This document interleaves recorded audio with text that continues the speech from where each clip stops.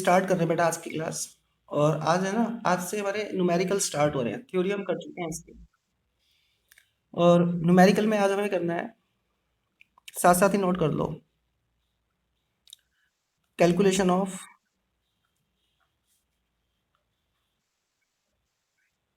Cash flow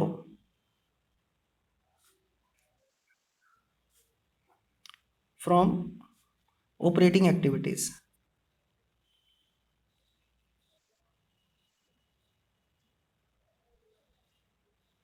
और operating activities से जो कैश फ्लो कैलकुलेट किया जाता है ना, इसके मेनली दो मेथड होते हैं।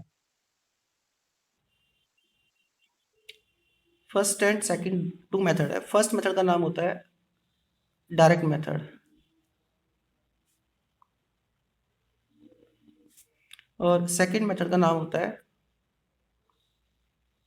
Indirect method. तो ये जो डायरेक्ट मेथड है ना, ये हमारे सिलेबस में नहीं है, तो हमें ये नहीं करना। हमारे सिलेबस में केवल इनडायरेक्ट मेथड है, तो इसका मतलब हमें इनडायरेक्ट मेथड ही करना है।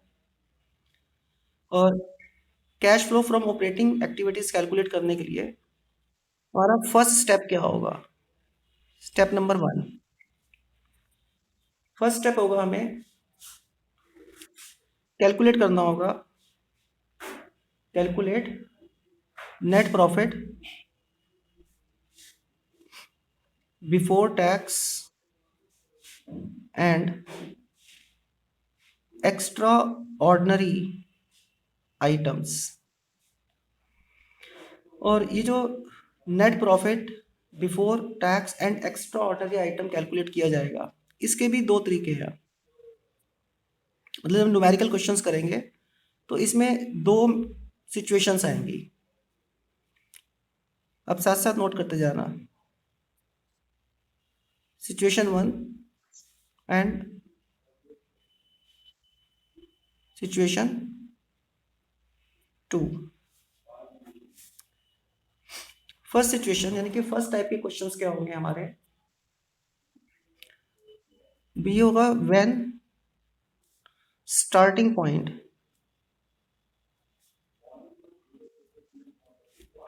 इज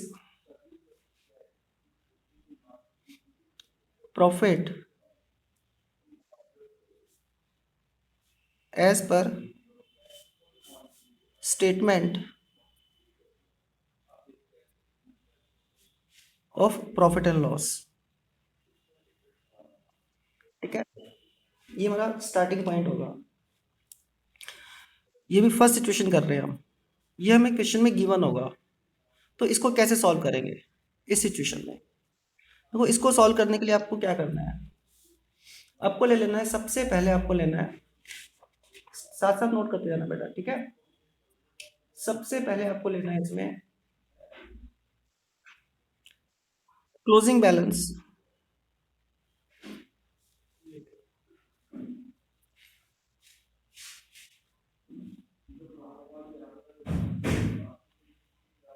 करो। बल्कि सबसे पहले आप इसमें लेना, दूसरे आसान तरीके से कर रहे हैं हम। सबसे पहले आपको लेना है प्रॉफिट, क्वेश्चन में गिवन होगा ये, after tax and extra ordinary items. ये गिवन होगा क्वेश्चन में। सपोज ये है 1 लाख रुपीज, मैंने कुछ भी इमेजिनरी फिगर ले लिया अपनी मर्जी से, ठीक है। इसके अंदर फिर आपको ऐड कर देना है provision for tax made during current year. Suppose 40,000 rupees current year में प्रोविजन फॉर टैक्स हमने बनाया है, ठीक है ना। ये प्रोविजन फॉर टैक्स मेड है, पेड वाला नहीं लेना है यहाँ पे, provision for tax made. Further इसमें आपको ऐड कर देना है extra ordinary item debited. Debit मतलब एक्सपेंस, एक्सपेंस साइड में जो है debited to statement of profit and loss. Suppose ये है 0, कुछ भी नहीं है। तो अगर क्वेश्चन में नहीं है तो लिखने की भी जरूरत नहीं है आपको, ठीक है। और फिर इसमें से आपको लेस कर देना है refund of income tax.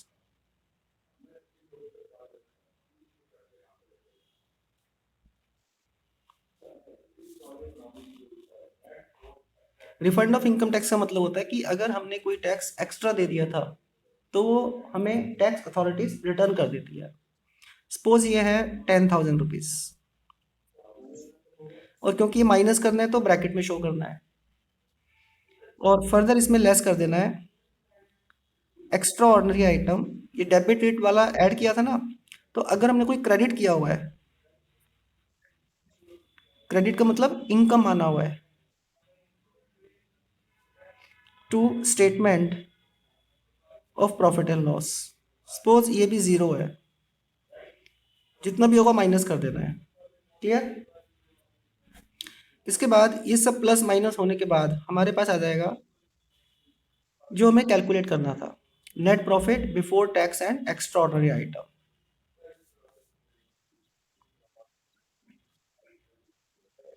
Before tax and extra ordinary item कितना आ गया, ये चेक करो। 140, 10 माइनस किया तो 1,30,000। लेकिन बेटा बिल्कुल सिंपल है, कहीं कोई डिफिकल्टी नहीं है इसमें, साथ नोट कर लीजिए।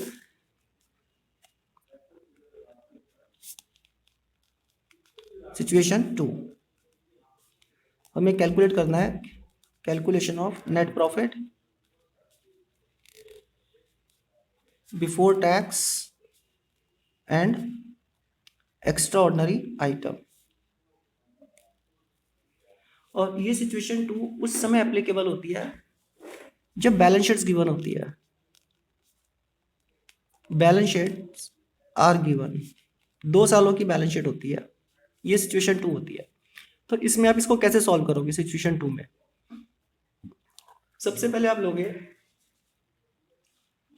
Closing balance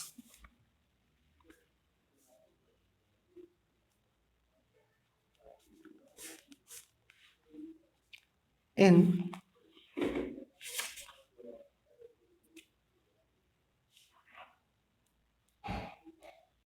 closing balance in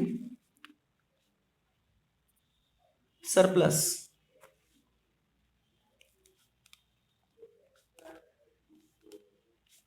surplus बोल दो या बोल दो that is statement of profit and loss. Suppose मैंने कहा कि क्लोजिंग बैलेंस 5 लाख रुपीज है, वो लिख लिया हमने यहाँ पे।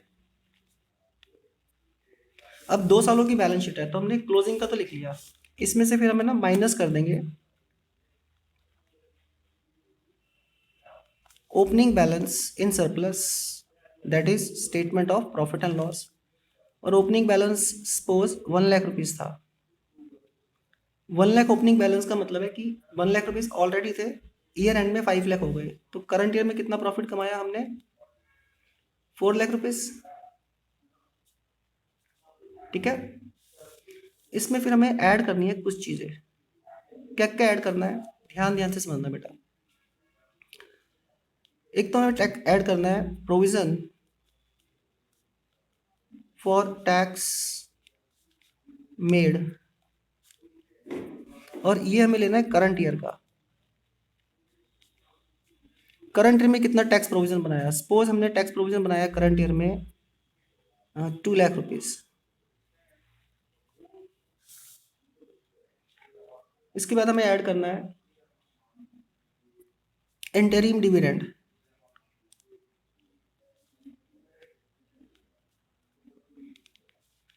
पेड, और ये भी करंट ईयर का ही लेना है। सपोज ये है 1 लाख रुपीज।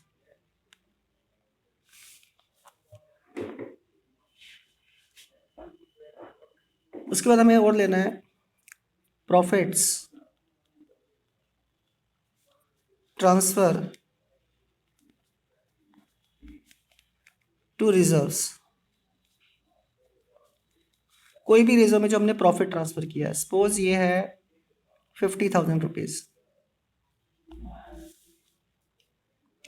इसके बाद हमें लेना है propose dividend,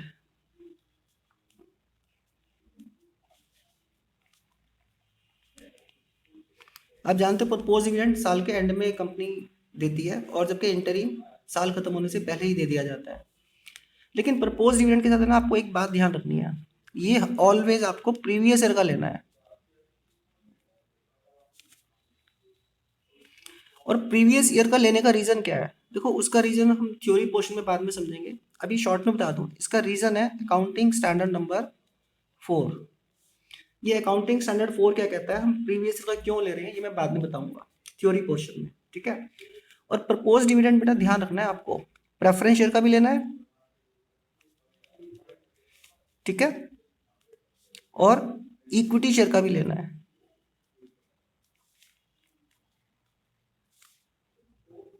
suppose preference share का प्रपोज डिविडेंड है 20,000 रुपीज, इक्विटी शेयर का है सपोज 70,000 रुपीज। तो दोनों मिला के कितना हो गया प्रपोज डिविडेंड जो प्रीवियस ईयर का था? 90,000। और एक और चीज में हमें ऐड करनी है, extra ordinary item debited to statement of profit and loss. Suppose ये 0 है, और कुछ नाम हमें लेस करने हैं। पहला, रिफंड ऑफ इनकम टैक्स, यानी कि जो इनकम टैक्स हमने एक्स्ट्रा पे कर दिया था वो रिफंड हो गया। सपोज ये है 90,000 रुपीज। और extra ordinary items credited to statement of profit and loss. Suppose ये है 50,000 रुपीज। और ये सारा एडलेस करने के बाद यहाँ पे देखो हमारे पास कितना आया, ये आ गया 7 लाख रुपीज। यही 7 लाख रुपीज क्या है हमारा net profit before tax and extra ordinary items, जो कि हमें कैलकुलेट करना है, ठीक है। नोट कर लीजिए इसे। करते हैं, मैं एक क्वेश्चन दे रहा हूँ आपको करने के लिए, आप साथ साथ नोट कर लो, और ये आपको खुद से सॉल्व करना है। Calculate net profit before tax and extra ordinary items from the following information.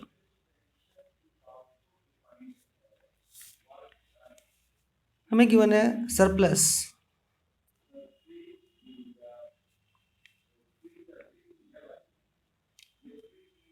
that is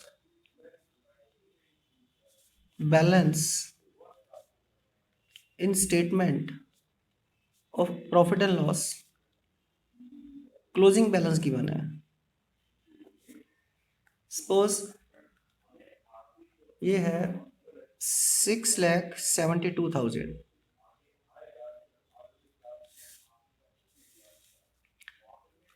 फिर हमें दिया हुआ है surplus, that is balance in statement of profit and loss opening, suppose 2 lakh rupees. Next हमें गिवन है transfer to general reserve,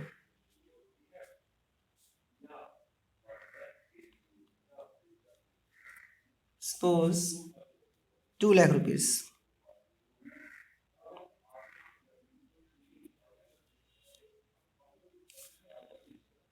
next point है propose dividend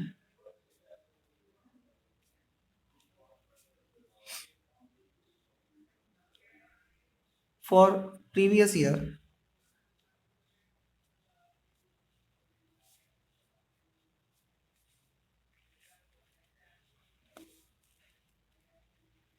ये है 1,80,000।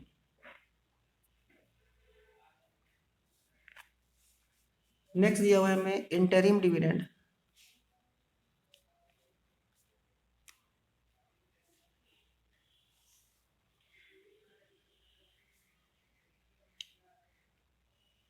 Paid in current year,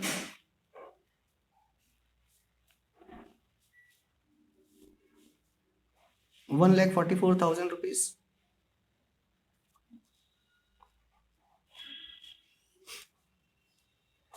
Next, provision for tax made during current year,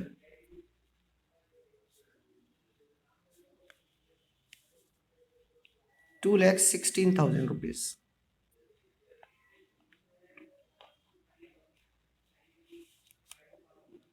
तो tally कर लेते हैं, मैं इसी में सॉल्यूशन करा रहा हूँ, है मेरे पास पेज नहीं है। देखो, हमें कैलकुलेट करना है net profit before tax and extraordinary item. Start हमें करना है सरप्लस का जो क्लोजिंग बैलेंस है हमें गिवन है, इसमें से फिर हमें माइनस करना होता है सरप्लस का ओपनिंग बैलेंस। तो इसको अगर हम माइनस कर दें तो कितना आ गया, ये 4,72,000। फिर इसमें हमें ऐड करनी होती है कुछ चीज़ें और कुछ माइनस। तो ट्रांसफर टू रिजर्व्स ऐड होता है, प्रपोज डिविडेंड, और ये प्रीवियस ईयर का है ना, तो प्रीवियस ईयर का ही लेना होता है, हमें करंट ईयर का तो नहीं लेना होता। इंटरिम डिविडेंड करंट ईयर का, ये तो करंट का ही लेना होता है, मतलब केवल प्रपोज डिविडेंड प्रीवियस ईयर का लेना है, बाकी सब करंट ईयर के लेने हैं। और provision for tax made, provision for tax made ही लेना होता है, पेड तो लेना नहीं होता। तो ये सारे ऐड होने वाले नाम है, इन सबको ऐड कर दो, 472 + 2, ये सारे ऐड करते चलो, और इन सबको ऐड करके आ गया 11,96,000। यही हमारा आंसर है, net profit before tax and extra ordinary items.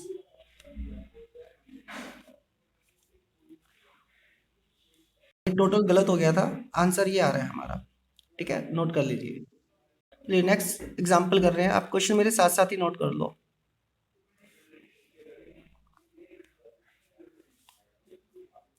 इस क्वेश्चन को साथ साथ नोट कर लो और ये आपको खुद ही सॉल्व करना है।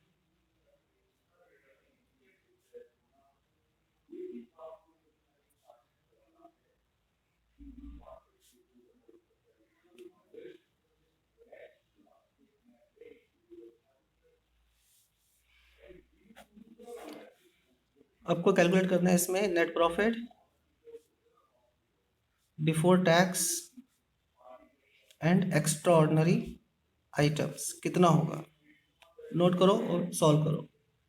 करते हैं इसको सॉल्व, इसी को मैं सॉल्यूशन बना रहा हूँ, है। हमें क्लोजिंग दिया हुआ है, देखो हमें बनाना है 31 मार्च 21 को जो खत्म हो रहा है यार, और सरप्लस 31 मार्च 21 का हमें दिया हुआ है, यानी कि ये क्लोजिंग बैलेंस है, और ये सरप्लस का बैलेंस है 31 मार्च 20 का। 20 का मतलब क्या हो गया, ओपनिंग पिछले साल का, तो ये तो माइनस होगा, इसको माइनस कर दो, ये हो गया 4,40,000। उसके बाद प्रपोज डिविडेंड, ये प्रीवियस ईयर का है, यही प्लस करना होता है हमें, और प्रपोज डिविडेंड जो प्रीवियस ईयर का दिया हुआ है, सॉरी प्रीवियस ईयर का तो हमें प्लस करना होता है, और जो ये करंट ईयर का दिया हुआ है ये यूजलेस इंफॉर्मेशन है, करंट ईयर का नहीं लेना होता, ये हमें प्रीवियस ईयर का ही लेना होता है। फिर ट्रांसफर किया गया रिजर्व के अंदर, ये भी ऐड होता है, और प्रोविजन फॉर टैक्स मेड है, ये प्रोविजन फॉर टैक्स मेड ये भी ऐड होता है। तो कितना हो गया, 440, 640, 7, 10 लाख रुपीज आंसर आ रहा है, नोट कर लो।